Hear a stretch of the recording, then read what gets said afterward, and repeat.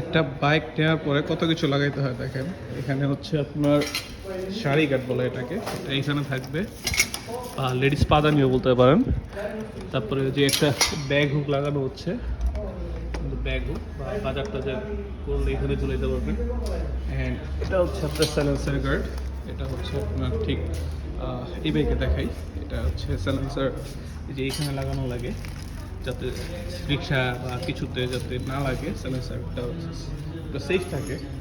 And হচ্ছে version 2 বা হচ্ছে ফেজারে কিন্তু হচ্ছে এখন হেডলাইট সুইচ থাকে না, বেসিক্যালি এটা AHO সিস্টেম বলে।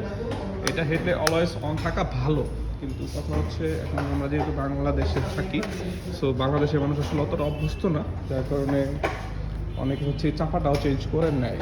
এটা হচ্ছে এই যে চাপা, যেটা হচ্ছে আপনার এখানে থাকবে, দেখেন ডিফারেন্সটা দেখতে পারতেছেন। এখানে হচ্ছে আপনার সুইচটা নাই, হেডলাইটের সুইচটা নাই, কিন্তু এখানে আছে। সো এটা চেঞ্জ করে এটা লাগাই নেবে কাস্টমার, এই তো। আর হচ্ছে একটা লক আছে, যেটা হচ্ছে বাইকের সেফটির জন্য লক। এর প্রাইস হচ্ছে আপনার 1790, যেটা আমাদের ACA মোটরসের মাধ্যমে আমরা পেয়ে থাকি, ওনারা একটা ডিস্ট্রিবিউটর।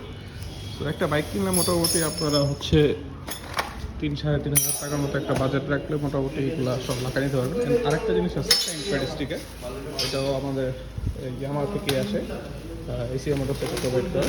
তো এই জিনিসগুলো চাইলে আপনারা এডিশনালি অ্যাড করতে পারেন, এতে বাইকটা যেমন আপনার সেফটি দিবে, প্লাস হচ্ছে বাইকটা সৌন্দর্যটা আর একটু বাড়িয়ে তুলবে। আসলে সেফটিটাই বেশি অ্যান্ড কার্যকারিতাটা বেশি সৌন্দর্য থেকে, কারণ এই জিনিসগুলো আপনার বাইকটাকে বেশি প্রোটেক্ট করবে। সো ধন্যবাদ।